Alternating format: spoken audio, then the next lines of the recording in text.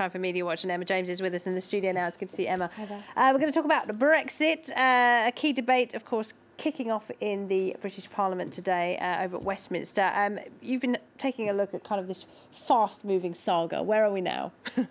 That's a very good question, and nobody really knows, I think it's fair to say. In fact, often it's hard to imagine quite how it was that the UK ended up in this position, especially if you take a look at the offerings from the cartoonists in the United Kingdom, because they do seem to be uniformly very much anti-Brexit and exposing some of the more nonsensical aspects of it. This is anti-chaos, I would say, a lot of them as well. Absolutely. This is from Christian Adams in the London Evening Standard, and this is David Davis, who is, of course, in charge, supposedly, of getting the UK out of Europe, and quite how that will be done. Here he is driving around in circles, waving his new Brexit bill, and it says U-turn, and of course he's on a patch of land that's so teeny tiny, all he will ever be able to do is drive around in circles. This is the offering from banks in the Financial Times. These halcyon days before plunging headlong off a cliff won't last forever, says the woman reading the EU No Deal handbook.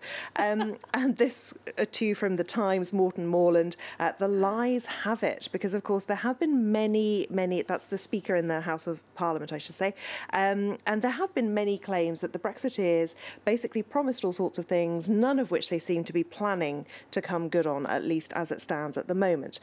You're talking about the big slogans on the side of double-decker buses, absolutely, that kind of thing. 350 million not going to the EU, but instead going into the National Health Service. Now, 17 million people did vote, did opt to leave, and it's probably worth remembering quite what their reasoning was. Now, this is a word cloud that was created by the British Election Study. This was after the vote in July 2016, and these were the most common responses from people who voted leave as to why they chose to do that. And you can see, of course, in huge letters, immigration. Now, the reason that that has been resurrected, that particular image, is it's in this article on Politico's website, written by a professor of politics from the University of Kent, Matthew Goodwin.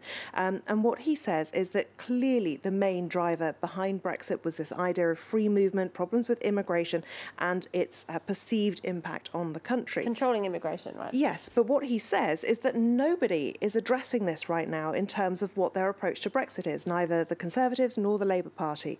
And what he's predicting is that disgruntled voters who wanted to leave Europe are actually going to move further to the right. And what he says, rather apocalyptically, is that this move could make UKIP, the UK Independence Party, which was right of right, look like a quirky brand of old-school conservatism. So he thinks there's going to be a real backlash to this. All right. Meanwhile, Russia has surfaced again, which is interesting because we've had the US Attorney General talking about that in Washington today. But there are now questions about if Russia may have affected the Brexit referendum. Yes, exactly. Did they attempt to influence voters ahead of the Brexit referendum? Facebook had always denied that this was the case, but shortly before the UK Prime Minister Theresa May made her speech where she said that Russia was trying to weaponise information and threaten the international order, BuzzFeed spoke to Facebook and got a slightly different take on it, because previously Facebook had always said, no, there has been no evidence that Russia interfered in Brexit. Now they have changed their tone. It is a small change, because what they've said is they have not observed significant coordination, which one would assume means they saw some coordination. Now, Wired magazine actually published a piece on Friday saying here is the first evidence that Russia used Twitter to influence Brexit, saying that it used divisive, racist rhetoric in an attempt to disrupt politics in the UK and Europe. And they found 29 accounts that were doing this particular thing. They were being followed by more than 250,000 people. One of the examples that they cite, and this isn't Brexit related because it came afterwards, when there was the attack on Westminster Bridge, the terror attack, Texas Lone Star, as he is called on Twitter, posted this image of a Muslim woman in a headscarf, according to him, casually walking past, not caring that there is somebody injured on the floor, possibly dying. It turns out this is a Russian bot, but this was an image that was shared and a tweet that was shared in other media organisations, not just tweeted, not just on Facebook. So it really did reach quite far. It's interesting, though, that some people, as they say, didn't it? Yes, and some people simply don't accept that Russia could have influenced Brexit at all. This is the story that the UK and US establishment wants you to believe, says this person who has Julian Assange as his Twitter image on his account.